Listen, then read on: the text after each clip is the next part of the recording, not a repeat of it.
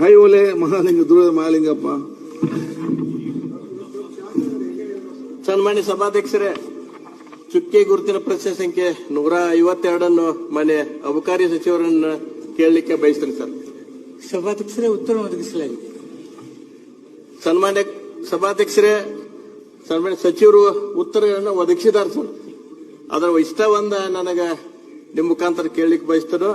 ಈಗ ನನ್ನ ಕ್ಷೇತ್ರದೊಳಗ ಅಲ್ಲಲ್ಲಿ ಪಟ್ಟಿ ಅಂಗಡಿ ಮತ್ತು ಕಿರಾಣಿ ಅಂಗಡಿಗಳಲ್ಲಿ ಅಕ್ರಮವಾಗಿ ಮದ್ಯ ಮಾರಾಟವನ್ನು ಮಾಡ್ತಾ ಎಲ್ಲ ಕಡೆ ನಾವು ಪ್ರಶ್ನೆ ಕೇಳಲಿ, ಪ್ರಶ್ನೆ ಬಿಡ್ಬೇಕಲ್ಲ. ಅದಕ್ಕ ಸರ್ ಅದನ್ನ ಕಡಿವಾಣ ಹಾಕ್ಬೇಕು. ಅದಕ್ಕೆ ಮತ್ತೆ ಚಿಕ್ಕ ಮಕ್ಕಳೆಲ್ಲ ಅದ್ರಾಗ ಸೇರ್ಕೊಂಡು ಬಹಳ ವ್ಯಸನಿಗಳಾಗ್ತಾ ಇದ್ದಾರೆ ಚಿಕ್ಕ ಮಕ್ಕಳು.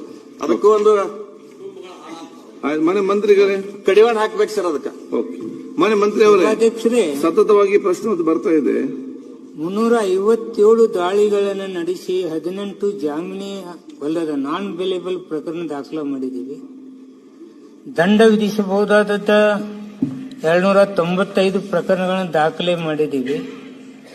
ಹಾಗೂ 322 ಆರೋಪಿತರನ್ನು ದಸ್ತಗಿರಿಗೊಳಿಸಲಾಗಿದೆ. 370 ಲೀಟರ್ ಮದ್ಯವನ್ನು ವಸೂಲಿ ಮಾಡಲಾಗಿದೆ. 7 ವಾಹನಗಳನ್ನು ವಶಪಡಿಸಿಕೊಳ್ಳಲಾಗಿದೆ.